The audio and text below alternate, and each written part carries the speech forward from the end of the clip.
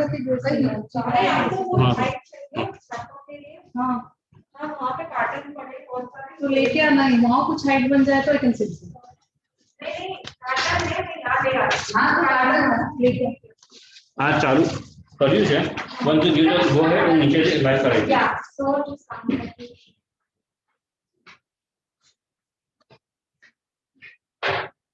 हमारा इवेंट है, तुम्हारा इवेंट है, कैसे बैठ जाओ मुझे क्या वाइट बैकग्राउंड है। You see, it's not bad.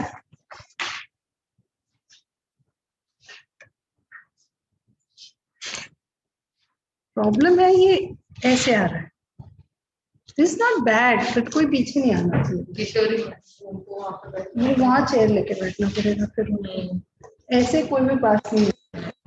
At least when I speak. Now, ma'am, I think this is better. See. But पीछे सोफा दिखेगा। चलेगा, आप क्या कर सकते हैं, हमें क्या प्रॉब्लम है। चल मैं खिसक जाती हूँ।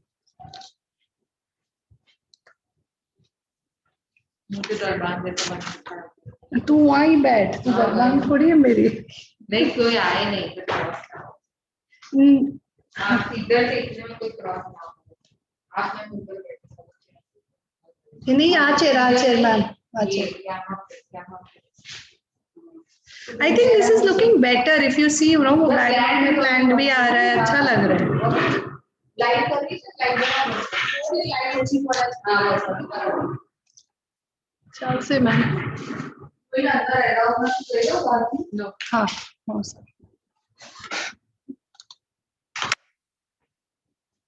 Thank you. ये बनना है।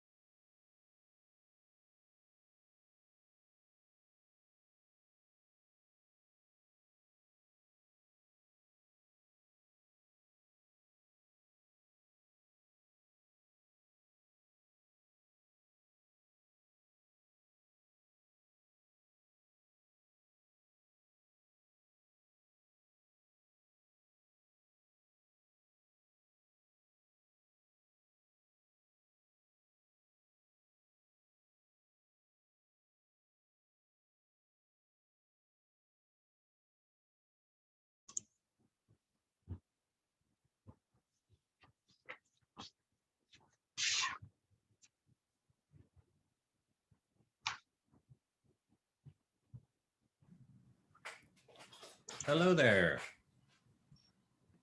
Just a minute, I think I'm not getting voice. Hello. Hello, how are you? Morning. This is Tim C. I'll be your MC today. Wonderful, pleasure to meet you. Same here. We'll start this event by 10:30 right now. So we have 10 minutes to start the event. I will first introduce the event, then I'll introduce you, and then I'll hand over the stage to you. Okay. So you just once you finish your presentation, we may ask you 2 or 3 questions if there are certain questions from there. We'll have small Q&A session, and Okay. then I'll complete the session. So this will start at 10:30, and we would like to finish it by 11:15 as per the scheduled time. Okay. Yeah. Sounds good. I'll try to speak quickly then and No efficiently. issues. Yeah. Do you mind So- if I test with sharing the screen? Yeah, please. I'll just, yeah, I have given you the sharing rights. Okay, I think that if I'm able to, not to, not seeing, oh, there we go. Okay.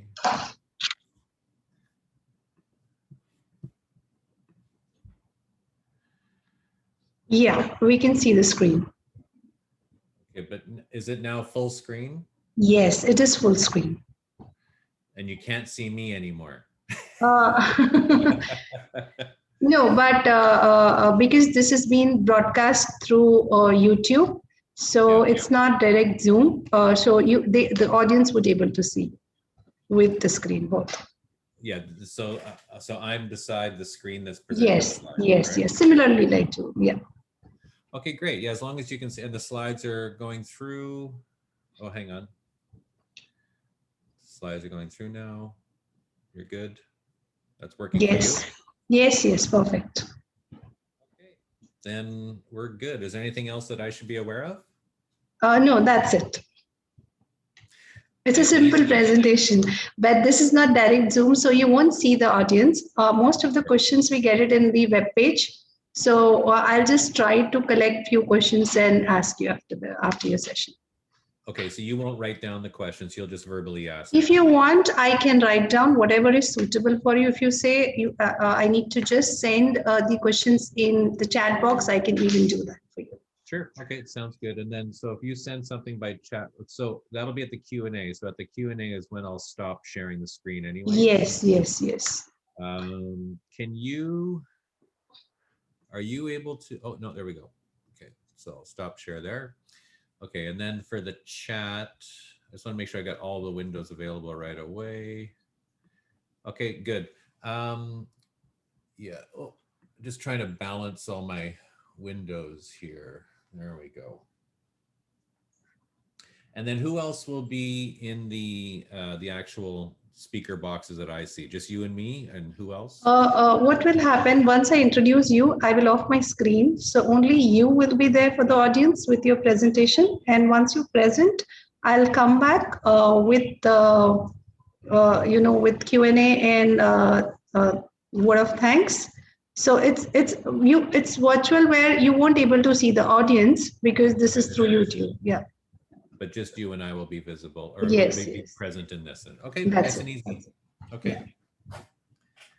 Because this will be live broadcasted through our website and YouTube. So yeah. So sorry, it's on YouTube and on the website. A live event, we have mailed you the link. If you want, I can share that link also to you. Yeah, sure. Yeah. Well, actually, no, it's okay. Will it be recorded and posted later? Yes, yes, it will be. No, it is going live right now. It's not getting recorded. This is live. I know, but once it's finished, will it? It will be recorded. Yes, it will be recorded. Yeah. And then that will be. I'll share with you. We'll share with you. Yeah. Okay, great.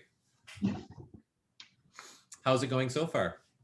Great. We need to wait for 5 minutes and then we'll start the session. Okay. I'll just wait for the tech team to say me, yeah, we can go ahead, because once they're live, I can go ahead with that. So I'll give you the indication. Do you want me already sharing right away? Sharing the screen? No. Okay. Yeah, we both are sharing the screen right now, and later one, but so you are there always. I'll come and go, but this is through Zoom session. They'll choose the the display whatever they require, because this will happen through the tech team. Okay, thank you.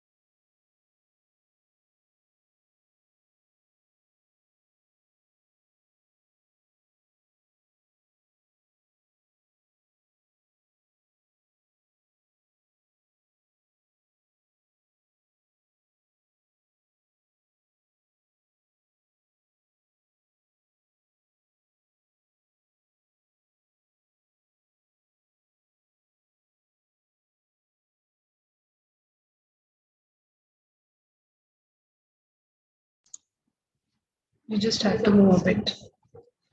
Thank you. We'll just take a second and then we'll be live.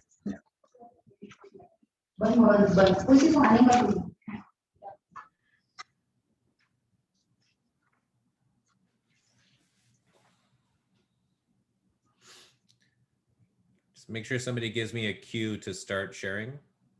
I'll tell you. Okay. I'll introduce the event, then you, and then I'll invite you. Then you can start your presentation and start sharing.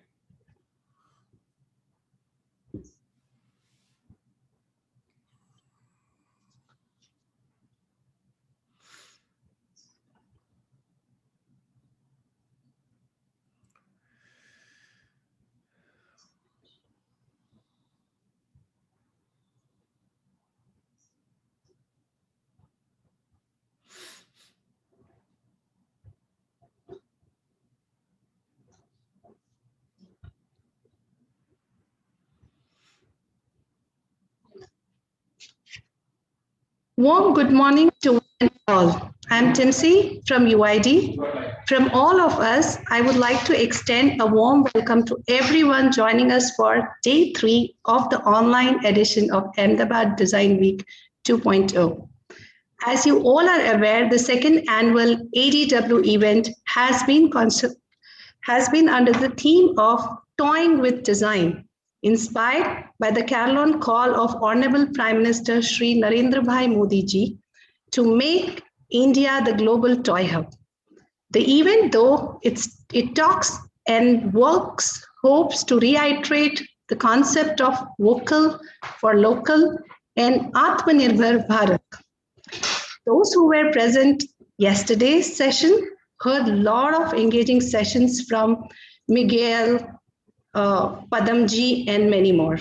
We hope to continue the momentum through the series of talks from our prestigious speakers from our global community of designers, storytellers, academicians, and scholars, who will be addressing toys through a magnitude of lenses from technology, culture, sustainability, and our transforming relationships with them throughout history and towards the future.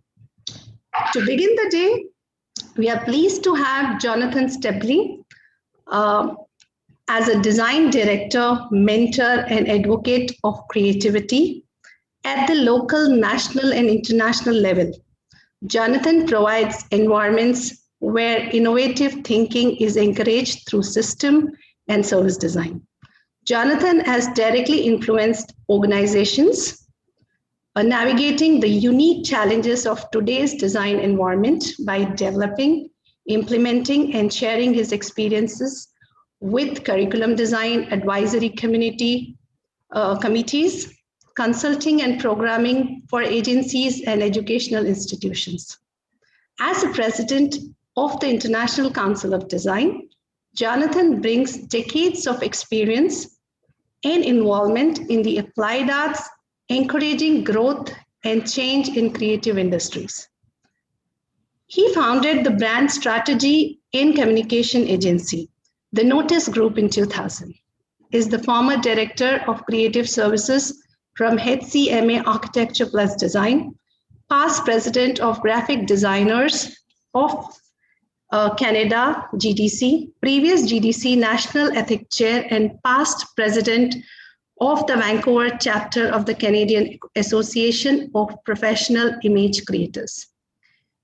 He was also a founding committee member, organizer, and co-host of Creative Morning Vancouver. Currently, Johnathon is contributing his experience in diplomacy, intergovernmental, organizational, and departmental relations as the Chief of Staff from the Squamish Nation in Canada. So please join me in welcoming him. And over to you, Johnathon. Welcome. Thank you very much. Thank you very much. I deeply appreciate that. It sounds like a very long introduction, but after a few years of working, you end up adding a few titles. Thank you. Yeah. Appreciate that. Sure. Thank you, sir. I'm just going to start my presentation.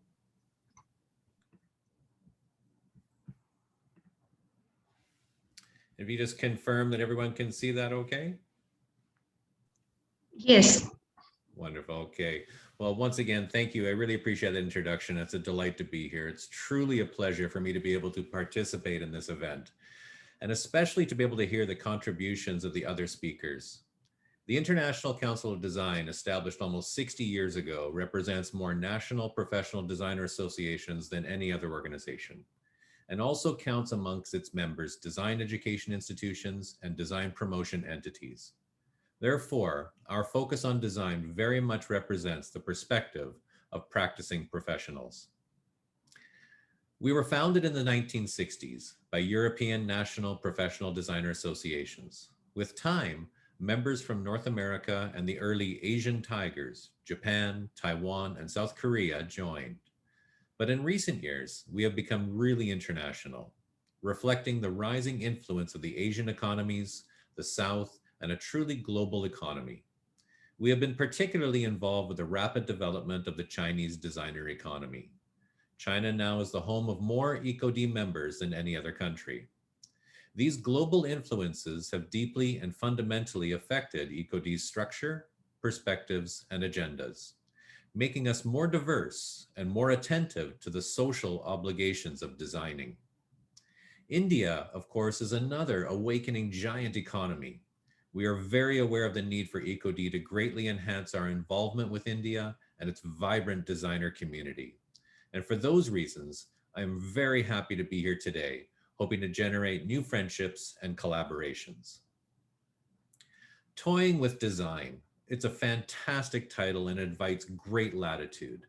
I'm going to take advantage of that opportunity to present EcoD's particular perspective on the challenges and opportunities facing today's designers. So please bear with me while I toy with basic terms and present a particular view on the very long history of designs and the very short history of designing. I want to toy with conventional descriptions of the relationships between design and technology, design and innovation, and design and industrialization. The terms design, designing, designs, and designers are widely misunderstood by industry, by consumers, by government, and by the public. Unfortunately, practicing designers, including design educators, often are quite careless and ineffective in the ways they themselves convey the meaning of these terms. If we designers ourselves poorly communicate the meanings of these terms, we can't complain that others do not understand design. As I mentioned, at EcoD, we look at designing through the lens of professional designers. We look at the practice of designing in historical terms over the continuum of human history, a human history that goes back 250,000 years. What differentiates humans, Homo sapiens, from other species, and what has enabled humans to become the planet's dominant species, is the capacity to consciously impose their intentions on their surroundings. This application of intent is an accurate definition of designing. Homo sapiens, for many reasons, physiological, anthropological, and sociological, differed from other creatures in the ability to create useful tools and artifacts, and to contend with and manipulate their physical environments in ways that permitted human societies to develop rapidly. We further developed as hunter-gatherers. Over 250,000 years, the advances made during that period in terms of tools, weapons, artifacts, material handling, clothing, the ability to travel great distances over land and water, and I really do wish I could have traveled to be in about right now, to travel these distances and to deal with climate pressures and including early expressions of art, music, and religion represent amazing technological advances and innovations. Technology and innovation are not new. It is provincial for us to think of them as modern. In fact, one can say that defining attributes of those seemingly primitive peoples are that they were innovative, and even more, that the defining attribute of humans is that they design. Humans, if anything, are designers. Now, I'm not saying that these people were designing in the current sense of the process. That would come much later. But the history of human beings is a history of their designs, artifacts, increasingly sophisticated, devised by humans to improve living conditions. 10,000 years ago, nomadic hunter-gatherer culture around the globe quickly transformed into a new social format based on permanent settlements, developing agriculture and domesticated animals, the agricultural revolution. Technological development and innovation accelerated. Villages and towns saw the development of trade and served as centers that fostered the congregation of craftsmen. This was a period of fantastic innovation by any measure. Writing enabled recorded history and administration. Numbers, standard weights, and money enabled commerce and fostered far-flung trading routes.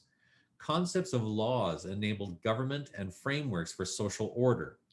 In terms of artifacts, craftsmen fashioned ever more sophisticated designs, utilizing rapid advances in material handling.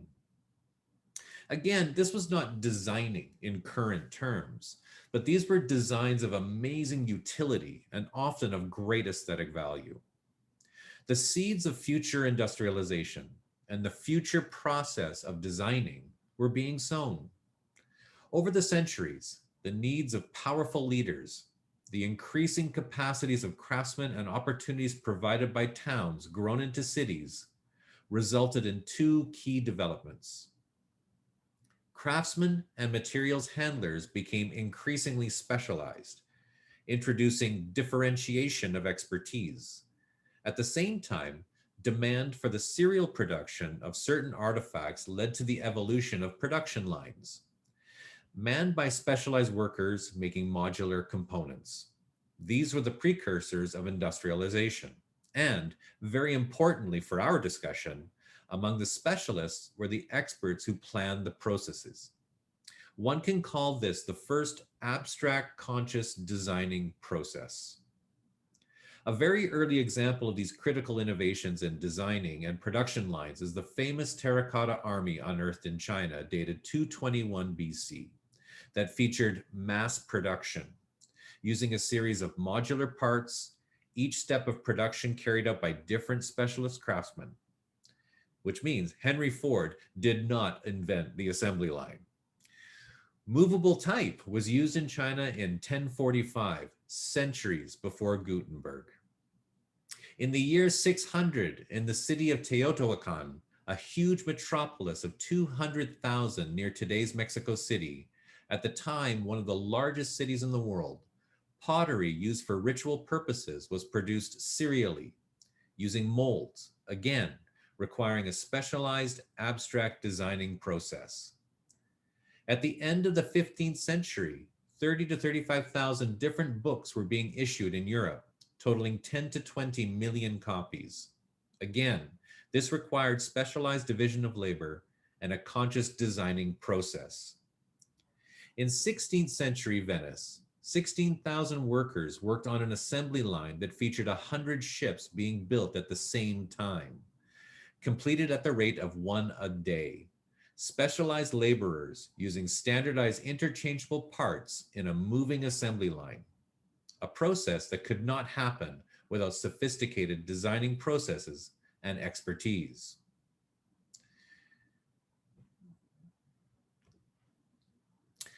These were the seeds for modern designing, but not recognized as such even today. It is very important to note that these developments occurred independently in different parts of the world, just as the tendency to generate designs is a universal human attribute. So the seeds for modern designing were sown around the world, and certainly are not the provenance of any particular region. To be clear, designing is not Western and never has been. Today's popular concepts of designing are rooted in what we call the Industrial Revolution that broke out in Britain in the 18th and 19th centuries. There are circumstantial, historical, and cultural reasons that explain why the Industrial Revolution occurred in Great Britain, but they are just that, circumstantial. There is nothing inherently national in designing. But it was to Great Britain's great good fortune that local circumstance permitted industrialization to flourish on that small island. A critical mass of knowledge and innovation in material management and power generation, fertilized by a commercial and social culture that encouraged entrepreneurship, led to the first machinery-based factories, powered by the newly harnessed energies realized from water, coal, and steam. For the first time, production in large numbers of relatively low-cost products became possible. Agricultural workers flocked to the factories, located at metropolitan transportation hubs, creating the first examples of urban squalor. Dickens described the crowded, unhealthy conditions and degradation of the air and water. Issues of environmental sustainability caused by industrialization and consumption are also not new. These capacities for production presented great challenges for factory owners. How could the potential of new technologies be utilized for profit? Sound familiar? Hello, Facebook. Hello, Google. Hello, Amazon. Factory owners turned to traditional craftsmen who worked with metal and wood to devise new products that could be produced by the new technologies. These were the first modern product designers. The challenge facing producers was not only to how to utilize the technologies, but to try to ascertain what the newly developing urban middle class would purchase. And how were these products to be merchandised? Factory owners turned to other traditional craftsmen, printers and calligraphers, to devise packaging and advertisements to market the new products, as well as introducing corporate identities to differentiate between producers. These are the first graphic designers. England in the 19th century was fertile ground for the development of a consumption-based economy. Designers served producers who focused on increasing consumption without regard to social, cultural, and environmental impacts. The growing industrial might of Great Britain enabled it to secure its position as the world's most powerful colonial empire, dominating far-flung territories, people, and ancient cultures, imposing her economic system on all. Designers obediently served producers, reflecting the Victorian social class system. But in hindsight, something very interesting was happening, unnoticed and very relevant today. Product and graphic designers, charged by producers to increase consumption, tried to divine the desires of the new mass consumption class, trying to ascertain what they could be convinced to purchase. But in fact, these designers were not only anticipating what consumers might want. Unconsciously, these early designers themselves were actually determining popular concepts of desire, happiness, and prosperity, and creating social stereotypes. Consider the implications. While ostensibly devising physical products and visual messages in service of producers, designers were actually unconsciously determining social and cultural standards, and they continue to do so, unconsciously to this day. Individual designers spend their days focused on material artifacts, visual messages, spatial environments, and virtual experiences. But collectively, they are unconsciously fashioning abstract human culture and behavior. That is an amazing idea that describes awesome power and influence, especially because that consumption culture and economic model reflecting 19th century Victorian England very quickly became the dominant global economic model, to this day implemented around the world. More than a culture or economic system, unbridled consumption without consideration for the social, cultural, and environmental implications has become a religion. A huge interconnected global machine has evolved, promoting consumption, and designers are small but critical cogs in that machine. Designers, even now, the obedient servants of producers, are complicit in all the harmful and destructive implications of unbridled consumption. The names of designers can be found on all the plastic microparticles in the oceans. The modern practice of designing was born of the Industrial Revolution just 2 centuries ago. That is a very short period of time, just a blink of the eye in terms of history. Designs have been around for 250,000 years. Conscious modern designing has only been around for 200 years. Practitioners first described themselves as designers in the 1880s, and the first national associations of designers would only be established in the 20th century. Only in the 1960s did the first international associations of designers appear, including ECOD and others participating in this event. These international associations were established by national European national associations of industrial, graphic, and interior designers. Facing difficulties establishing professional respect within their own countries, they sought greater influence through international collaboration. These early attempts to institutionalize concepts of design professionalism proved to be very successful. And by the late 20th century, at least in certain Western countries, the status of design practitioners improved, but they still reflected the Victorian economic model. Designers continued to serve producers. Professional practice standards were couched in terms of traditional designer-client relationships. In the triangular producer-designer-user relationship, producers remained dominant. Designers served producers. Producers determined what would be produced and merchandised. With ever-increasing consumption, regardless of impact, the primary motivation in order to seek constantly increasing short-term corporate profit.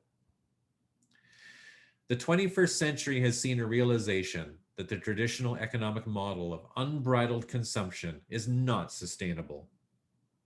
In order to deal with the impacts of urbanization and industrialization, and more importantly, to ensure that the benefits of industrialization can be delivered equitably to all, the economic model has to evolve, as human society has always evolved. Designers have a role in that evolution. At ECOD, we realize that this means that there is an urgent need for designers to reconsider what it means to be a professional designer.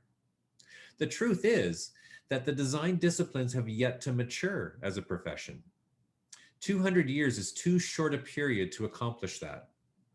Doctors have had more than 2,000 years to establish the tenets of professionalism, starting with the ancient Hippocratic Oath. With this collective professional community shared ethos, doctors have been able to establish respect and stature in society, not to mention the basis for financial security. Lawyers, too, have established a professional status over many centuries, securing recognized public status and influence as officers of the court.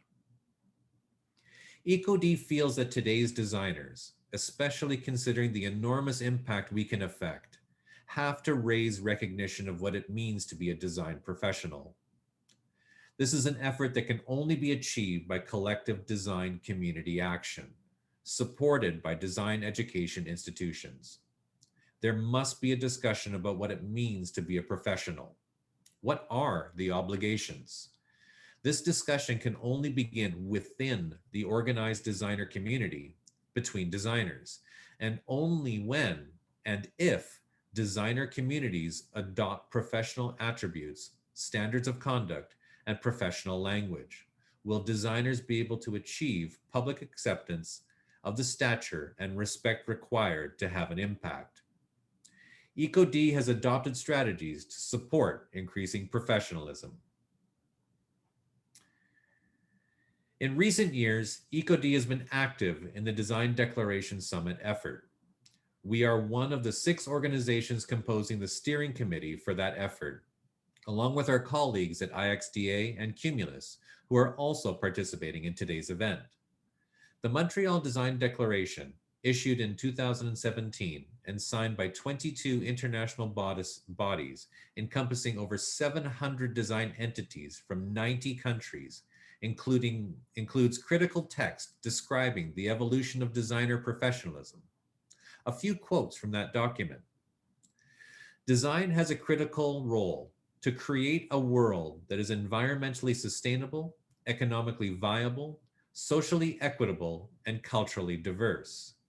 EcoD maintains that each and every design decision, no matter how seemingly mundane, must be considered in terms of the 4 pillars of environmental sustainability, economic viability, social equity, and cultural diversity. Clearly, that requires an evolution in design practice and a public recognition of what designers do. The Montreal Design Declaration goes on to say that designers, too long the servants of producers, better serve humanity as the ambassadors of the end users, the citizens of the world. These are powerful words. They call for a dramatic change in the traditional designer-producer-user relationship, giving designers a far more central role. Designers, while attending to the needs of individual users, must do so against a background of the public good. Doing so requires new professional expertise and processes, but doing so also enhances the value of designers to all, and especially to producers. The Montreal Design Declaration declares that all people deserve to live in a well-designed world. Again, powerful words that reposition professional designers in the great scheme of things.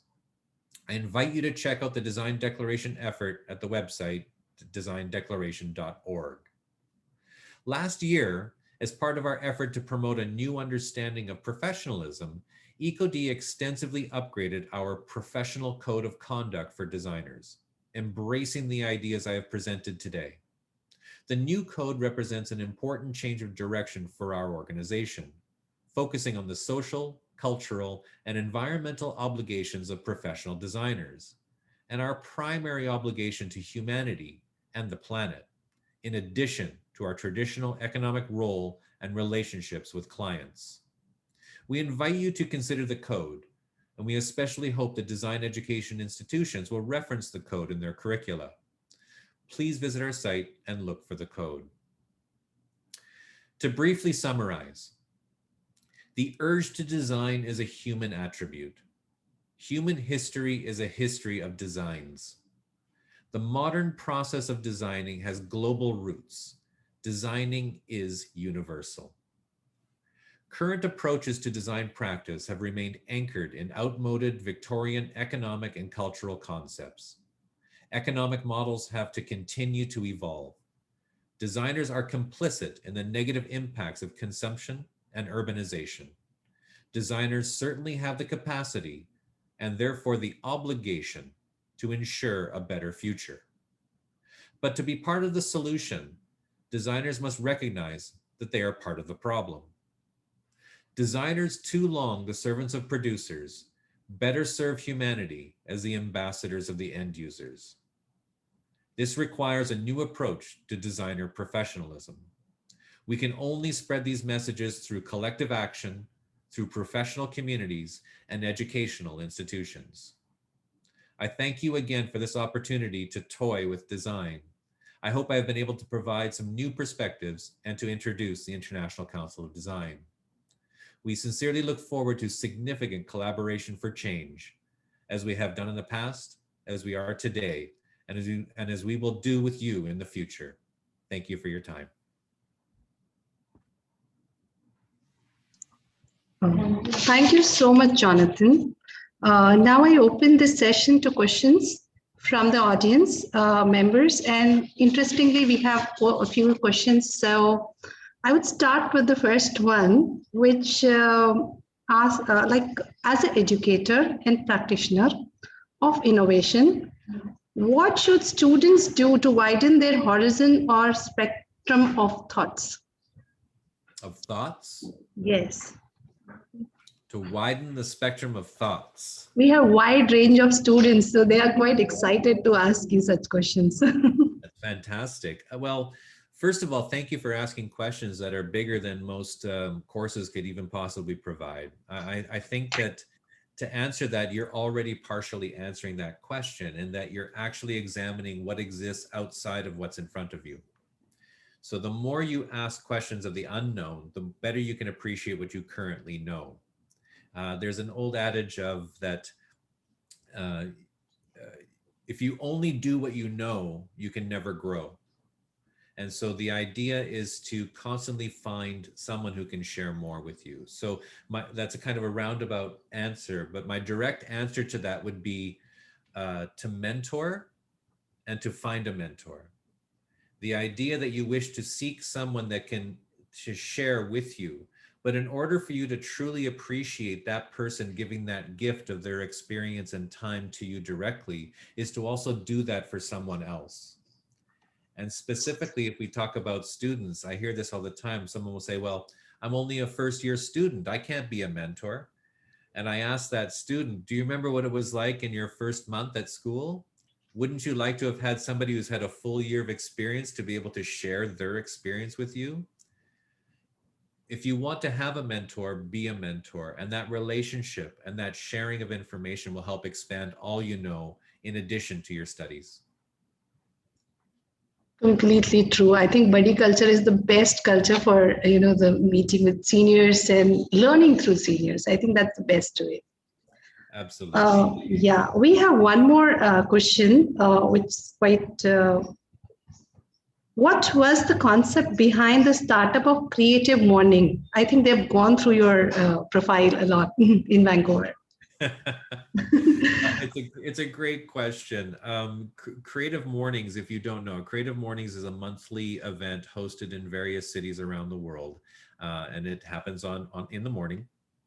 It's usually sponsored with a breakfast or coffee or tea or chai, and to be able to celebrate with like-minded thinkers. But really, the impetus started with a wonderful friend in Brooklyn who began in New York, Tina, and so she created the first one in New York. And we were fortunate to have worked with her and to created the 8th chapter in the world, which was the first one in Canada, in Vancouver, my hometown, which is currently very dark right now. It's kind of nighttime.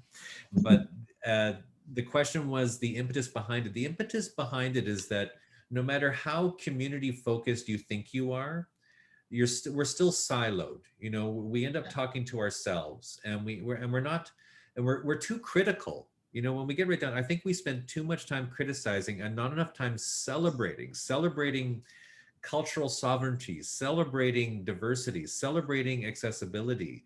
And so the impetus was to just create this free event in the morning, come together, listen to someone talk about creativity. And it wasn't always typical creative. We had the mayor of the city, we've had chefs, we've had politicians, photographers, mountain climbers, people with ranging challenges and accessibility aspects. So, it was just and musicians and artisans. And so I'm getting excited because, 10 years I devoted to that program. I'm no longer with Creative Mornings, but I will always be an attendee because the community side, bringing everyone together to hear a story of inspiration or influence, is how we expand what we know and realize that there's more possible than what we ever imagined. Wonderful. That's quite interesting because in India, there's like everywhere we have small chai corner where everyone meets, like it's called as chai pe charcha and things like that. And I think that's where, again, if I see, have you started with the roots of Asian periods till now? I think that's coming back. And I think we need to go back and understand the past. I agree. I think something you touched on right there was the inherent nature for us to want to be with people, and that tactility and the power of voice. When there's only so much we can do on screen, and we're reminded of that very much so in these last uniquely challenging months that we all find ourselves in around the world. It's provided a new appreciation for what it's like to just feel a hug, to feel the shiver of goosebumps when someone's speaking close to you, you know, and those moments of dare I say, intimacy and intelligence. You know, you're getting incredible conversation, and you can get in there and you can see and feel emotion. And when the air is moving because people are having heated debate or loving challenges, you know, so we miss that tactility. We miss that sense of just being with another human being. And there's no way to virtually achieve that, in my opinion. In my opinion. Agreed. Completely agreed with you, actually. This is quite interesting. Like, you know, you have a wide, long career and you have achieved so much in your life. This what someone is asking: how do you align your clients towards your ideas and design process? Because currently, there are a lot of people who don't accept the idea of, you know, the culture and sustainability, or how do you really convince you to the clients? Yeah, well, I think there's two answers to that. The first one is that, you know, let's not forget that I also have the luxury and privilege to be able to say no. You know, Yes, I recognize that. However, I had to build towards that, because in the beginning, you don't think you're allowed to say no. You feel you have to take any job, and quite frankly, when you're young or starting, you can't believe people want to give you money to do what you love to do. Like just that idea is fantastic. But I suggest that if you wish to see yourself in a certain place, you have to start thinking and being that person today. And so, for example, if you never want to work with a company that works in the fur trade, or works with tobacco, or works with whatever your beliefs are, is that it's your obligation to say no in the very beginning. And I want to remind everyone that when you do say no to one door, two or three other doors will open. You know, you might miss one chance, but if you're in that chance, then you're missing all the other chances that are also happening.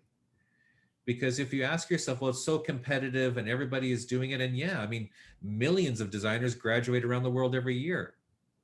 But I'll also point out that there's a lot of really bad design out there, so there's still a need for some really good designers. So go take those jobs. It's doing right in your life.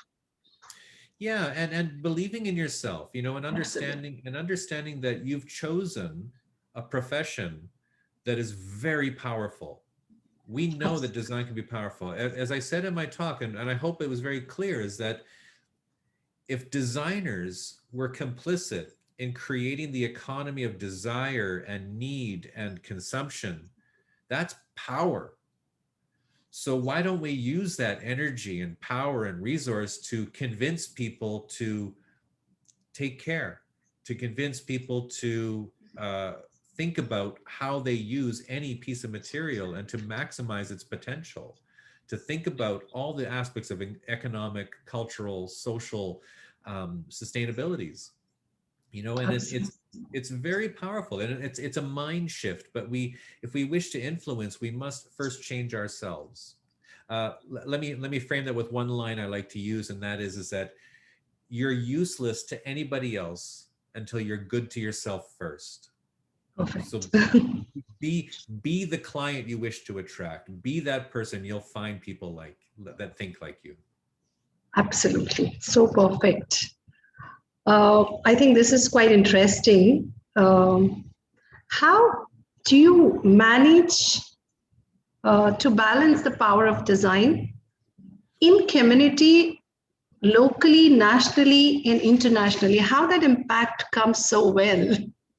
Oh, I have to admit, by being curious, you know, you ask the right questions, and not being afraid to approach people to ask them how they got to where they are, and also by accident. I can honestly say that, you know, my chosen professions were through creativity, but creativity was my license to do what I love to do, and that is working with people. I love working with people. When it comes to diplomacy and advocacy, intergovernmental relations, interorganizational relations, collaborations, partnerships, all those things come from a desire to just want to meet new people and to be able to see what we have in common and to share in that. And so the question that was originally faced, sorry, I hope I didn't lose the question there, but the question about balancing or sorry, expanding from local, national, international was just once you start committing yourself to your community, which seems really big at first, suddenly becomes small. And then you want to reach out from there, and suddenly you go from city to state to country to multi-country. And I have to admit, I sometimes turn around and go, how the heck did I get here? I don't understand how that happened. But it's really just being curious, asking the right questions, and doing a lot of listening. When you're listening and learning, you find what skills you have to bring forward, but also what opportunities exist. There's no one way. There's no recipe I can say on how to get or to do anything. All I can say is stay curious and and be present. I guess that's the lesson. Don't wait for anything to come to you. Go get it. I think your interest towards multicultural understanding, history and all actually has added up on this. This is what I can see. So Sure. Quite interesting. I mean, maybe this is quite a last question, which I can say there are many more, but we are limited with time. So which is your best project or a work which really can inspire any of our students? Well, that's a tough one because, well, first of all, I know I don't have a favorite anything. Every day I'll give you a new top 5 list, depending on what I'm in the mood for. But the question is I think the question is too focused on a thing, Yes. An item. And when you're designing, that's when you flourish. That's when you're learning, you're growing, you're doing iterations and challenging yourself and your clients. And that is the win. That's the magic. That's where things happen. That's where things change. But the question is wrapped around acknowledging a finished product or a finished item. And I will honestly say that I feel my greatest reward or greatest treasure or greatest artifact did not come from my chasing career work, but came from my chasing advocacy through volunteer work.